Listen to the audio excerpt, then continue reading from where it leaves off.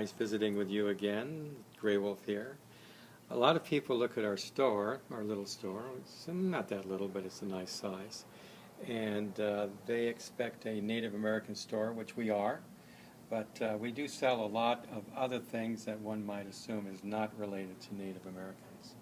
However, with the Native Americans, all things being spirit, my intention at this particular store is to influence people about native spirit.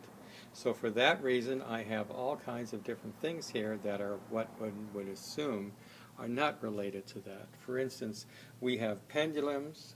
These we import direct from India ourselves. And a lot of people claim that in the pendulum, if you shake it a certain way and swing it a certain way, what happens is you can give answers to questions metaphysically, spiritually, emotionally, and any other way that you can think of. Incidentally, this particular shape is called a Merkaba, and it's kind of a star on a star, and it really means spinning in one way or another. In fact, the word Reiki and chakra and feng shui and all these stabilizations of different movements are essentially a form in one way or another spinning. Now, we have certain things here. We always try to have little cards out on them. You know, and the reason why is because we try to explain exactly what they are. Well, not exactly what they are, but kind of what they are.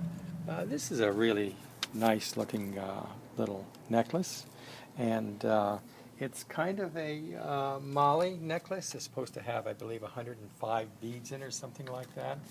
And this is called a Rudraska, and the word means essentially Ruda, Shava, and Aska, eyes. And in Hinduism, Lord Shiva was kind of the #1 deity, and he meditated for a long time, and when he finally came out of his contemplation, he shed a tear out of one of his eyes, and when it fell to the ground, it landed on a particular place where this plant grew. And now these beads are believed to be sacred because, after all, they're Shiva's eyes. Pretty cool, huh? And then a lot of people believe in Reiki, and believe me, Reiki goes on forever. These are different symbols that are very important to Reiki people. We sell something that is a Reiki set. We have a whole lot more of these coming too. We're just going to cover it with that. And the same thing is true of the chakra.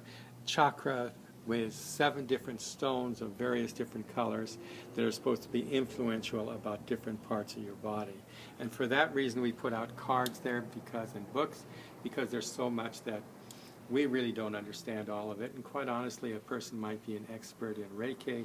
They may not know chakra, they may not know feng shui, they may not know metaphysical, and there's so many different variations. Now, there's an intention that I have here, and that is if I were to go to the park and tell people about native spirit, that native spirit is very, very easy, great father, great mother, great mystery, try to do an act of kindness every single day, don't do anything to hurt another person. Basically, that's it.